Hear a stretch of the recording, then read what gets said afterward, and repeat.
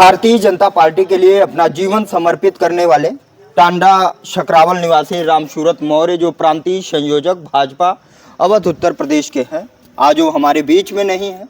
उनकी आकस्मिक मौत हो जाती है और मैं इनके घर पहुंचा हूं। घर की हालात दिखा दूं। आपका यह घर है, घर पे कमल का फूल है। पार्टी से इतना लगाव, आते रहिए, पार्टी से इतना लगाव कि घर में ही नहीं, मन में ही नहीं, पूरे जीवन में कमल का फूल लेकर चलने वाले रामसूरत के घर पर हूं और आज वो हमारे बीच में नहीं है। इनका घर कैसा है और लोग क्या कर रहे हैं, इनके घर में कौन कौन है, कैसे इनका जीवन यापन हो रहा था और कैसे अब होगा, बच्चे कितने हैं, घर की क्या स्थिति है, मैं सभी से रूबरू कराऊंगा। आप देख रहे हैं यह टूटी हुई छतें हैं, दीवारें हैं। कैमरामैन से निवेदन करूंगा ऊपर दिखाइए। ये स्थिति है घर की, जो पानी लगता है, चूता है, किस तरीके से होता है जीवन यापन, कैसे रहते हैं। मैं यहाँ पर लोगों से बातचीत करूंगा। क्या नाम है आपका? कान्हा मौर्य। कान्हा, आप रामसूरत जी के लड़के कितनी उम्र है आपकी? हमारी 26 साल। 26 साल। तो अभी क्या कर रहे हैं? अभी हम कुछ नहीं करते, बेरोजगार हैं? एकदम बेरोजगार। अच्छा, पिताजी पूरा जीवन भारतीय जनता पार्टी के लिए गंवाए जी। वो कागज कहाँ हो, उठा लाइए, जो वो इधर ही है। आप जिलाध्यक्ष के लिए नामांकन किए थे तो इसमें उनका संक्षिप्त परिचय है। जी। पूर्व छात्र संघ महामंत्री रहे हैं, जिला महामंत्री युवा मोर्चा फैजाबाद रहे हैं, जिला अध्यक्ष युवा भाजपा अंबेडकर नगर रहे हैं, प्रदेश कार्य समिति सदस्य युवा भाजपा मोर्चा रहे हैं, विभाग संयोजक किसान मोर्चा रहे हैं, सह प्रांत प्रभारी युवा मोर्चा रहे हैं, सांसद प्रतिनिधि, किस सांसद के प्रतिनिधि रहे हैं? डॉक्टर हरिओम पांडे जी के। हरिओम पांडे जी। तो प्रतिनिधि रह चुके हैं। जब पिताजी आपके परिनिर्वाण हो गया, नहीं रहे, तो क्या हरिओम पांडे यहाँ आए? जी नहीं, हरिओम पांडे जी नहीं आए। नहीं आए। वो इस समय एमएलसी है। जी। पूछने नहीं आए, देखने नहीं आए, मिलने। जी। ये इनके बेटे हैं जो बेरोजगारी की मार खा रहे हैं। भारतीय जनता पार्टी में इनके पिताजी इतने पदों पर कार्य किए और पूरा जीवन पार्टी के लिए समर्पित किए, लेकिन इनका आज क्या होगा। मैं, क्या नाम है बेटा आपका? पायल। पायल, किस क्लास में हो? 12th में। 12th में पढ़ रही हो अभी? हाँ, बोर्ड परीक्षा भी होगी सामने। अभी ये प्री बोर्ड चल रहा है, छूट गया। छूट गया। पढ़ाई करना चाह रही हो?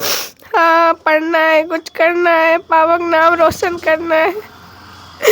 चले गए छोड़ के, मैं क्या करूँ, वो थे, सब कुछ था।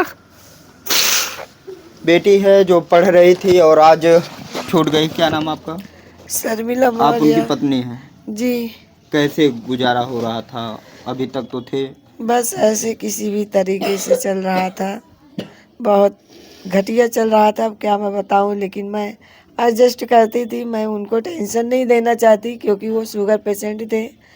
मैं अपना जीवन उनके साथ बहुत अच्छे से नहीं बिता पाई। फिलहाल मेरे पति थे, मुझे बहुत खुशी थी उनसे कि उन्होंने भाजपा की सेवा कर रखा है और अच्छे पदों पे वो थे। मुझे नाज भी था कि पार्टी उनको उनके लिए कुछ करेगी, लेकिन पार्टी का काम करते करते मेरे पतिदेव का निधन हो गया। ये मुझे बहुत खेद है। नहीं, टांडा में विधायक बनाया उन्होंने जी। संजू देवी को। यस। उन्होंने सांसद प्रतिनिधि रहे हैं हरिओम पांडे के, जो इस समय एमएलसी हैं। यस। उन्होंने विधायक बनाने का कार्य किया अभी कटहरी से धर्मराज निषाद को। क्या ये सभी नेता यहाँ आपके दुख में शामिल हुए? हमारे यहाँ केवल संजू देवी जी आई थी, बाकी कोई नेता हमारे यहाँ ना मेरा कोई हाल चाल नहीं पूछा। न लालजी वर्मा जी आए थे, यहाँ के सांसद हैं, वो आए थे। जी वो आए थे। और धर्मराज निषाद जी, डॉक्टर हरिओम पांडे जी घर पे तो नहीं आए हमारे पास। कुछ नहीं पूछे? कुछ नहीं। कैसे चलेगी घर की दाल रोटी? नहीं, कुछ नहीं। देखने भी नहीं आए? नहीं। ये स्थिति है आपकी। जो नेता पार्टी के लिए पूरा जीवन समर्पित किया हो, कई लगभग दर्जनों पद पर कार्य किया हो, सबसे मूल बात यह आती है कि डॉक्टर हरिओम पांडे जो सांसद थे अंबेडकर नगर के, उनके प्रतिनिधि थे ये, और इनकी ये चूती हुई छत, और आज ये रात का समय, इनके घर में उजाला ठीक से नहीं है और आज इस घर का दीपक बेरोजगारी में है। जो कान्हा है वह बेरोजगार पड़ा हुआ है, लेकिन जो सत्ता में पार्टी है, सत्ताधारी पार्टी है, अभी उसके जो जिलाध्यक्ष हैं उसके जो वर्तमान विधायक कटेहरी हैं धर्मराज निषाद, या वर्तमान एमएलसी जो हरिओम पांडे हैं जिनके लिए ये सब कुछ किए, पूरा जीवन खर्च किए अपना, वो नहीं आए। भारतीय जनता पार्टी से आया कौन? यहाँ की स्थानीय पूर्व विधायक संजू देवी, उनके कपिल देव वर्मा जी आए हुए थे जी, पूर्व जिलाध्यक्ष, और साधु वर्मा जी, जिला पंचायत अध्यक्ष साधु वर्मा के सिवाय अभी भी सत्ता पक्ष के किसी नेता का यहाँ आगमन नहीं हुआ है। ना तो इनके दुख में शरीक हुए हैं, सुख में तो भाजपा पता नहीं खड़ी थी इनके साथ कि नहीं खड़ी थी। ये भाजपा को सब कुछ दे दिए, लेकिन भाजपा ने एवज में क्या दिया? ये टूटी हुई छत है और बेरोजगार बच्चा है, नौकरी चाकरी की कोई नहीं, बच्ची पढ़ नहीं पा रही, जीवन यापन कैसे होगा, यह सवाल बना हुआ है। फिलहाल हमारे बीच में जो है एक, क्या नाम है आपका? ब्रजेश मौर्य, मैं प्रदेश प्रमुख सम्मेलन विचार मंच और मैं पूर्व जिला अध्यक्ष भी रह चुका हूँ मौर्य कुफार समाज का। मैं रामपुरत जी को काफ़ी दिनों से देखता था कि मौर्य समाज के लिए भी और भारतीय जनता पार्टी के लिए पूरा अपना जीवन समर्पित कर दिए। लेकिन जब मैं देखता हूँ कि रामपुरत जी ने पार्टी के लिए भी इतना किया, लेकिन वो अपना कुछ भी नहीं बना पाए, ना अपना घर बना पाए, ना अपने बच्चों के लिए कुछ कर पाए, तो बहुत तकलीफ़ होती है। आज ये भी बहुत बड़ी तकलीफ़ है कि भारतीय जनता पार्टी की सरकार होते हुए उनको मेडिकल कॉलेज में कोई चिकित्सा सुविधा नहीं मिल पाई।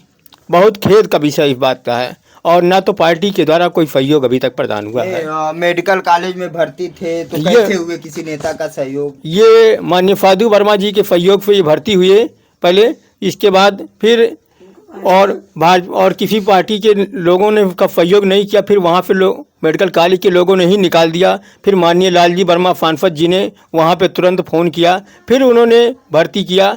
अगर शायद आज मेडिकल कॉलेज से उनको एक बार निकाला ना गया होता तो आज हमारे बीच में वो रामपुरत मौर्य जी जरूर होते। लेकिन ये दुर्भाग्य की बात है कि पार्टी ने इनका कोई सहयोग नहीं किया, नहीं तो लखनऊ में बैठे हुए मैं देख रहा हूँ कि 10 पदों पर ये कार्य किए हैं, अच्छे अच्छे पदों पर कार्य किए हैं, सांसद प्रतिनिधि रहे हैं, सांसद नहीं आए। इन्होंने विधायक बनाने का कार्य किया, कटेहरी में इनकी जनसभाएं लगती थी धर्मराज निषाद को विधायक बनाने के लिए, उनका भी आना नहीं हुआ। सत्ता में है भारतीय जनता पार्टी, उसके जिलाध्यक्ष नहीं आए, तो इस पर क्या कहना चाहेंगे? हम कहना चाहेंगे भाई पार्टी में इन्होंने काम किया, फिर ये लोग क्यों नहीं आ रहे हैं? आखिर पार्टी भाई इनके लिए क्या कर रही है? पार्टी को इनके लिए कुछ करना चाहिए भाई, कि नहीं तो इनके बच्चे सड़क पे आ जाएंगे भाई, जो स्थिति चल रही है। तो अभी आपने सुना, मैं थोड़ी सी और तस्वीर दिखाऊंगा इनके घर की। पुनः खाना जहाँ बनता है वहाँ चूता है, महिलाएं बैठी हैं, काफ़ी दुख है, लोगों को तकलीफ है।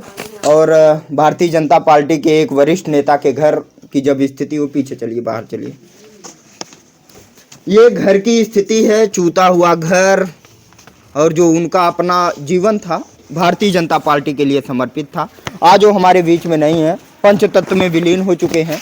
10 पदों पर कार्य करने के बाद भी इनके परिवार को क्या मिलता है, क्या मिला है? अभी तक कुछ नहीं मिला है। लेकिन इनके ना रहने के बाद क्या भारतीय जनता पार्टी इनके परिवार का देखरेख करेगी?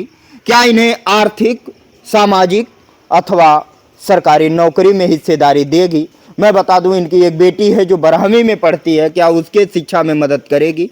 एक बेरोजगार बेटा है, क्या उसको किसी लायक बनाएगी पार्टी? यह सवाल बना हुआ है। लेकिन यहाँ भी कहीं ऐसा ना हो कि निराशा हाथ लगे, क्योंकि जब इस नेता का देहांत होता है, इस नेता का जो 10 पदों पर रहकर भारतीय जनता पार्टी की सेवा किया हो, जब ऐसे नेता का परिनिर्वाण होता है, तो हाल पूछने के लिए ये वही नेता नहीं आते हैं जिनके ये प्रतिनिधि रहे हैं, जिनकी सेवा किए हैं, जिनकी जी हजूरी किए हैं, एक भाषा में कह लीजिए, जिनके साथ सुख और दुख में खड़े थे।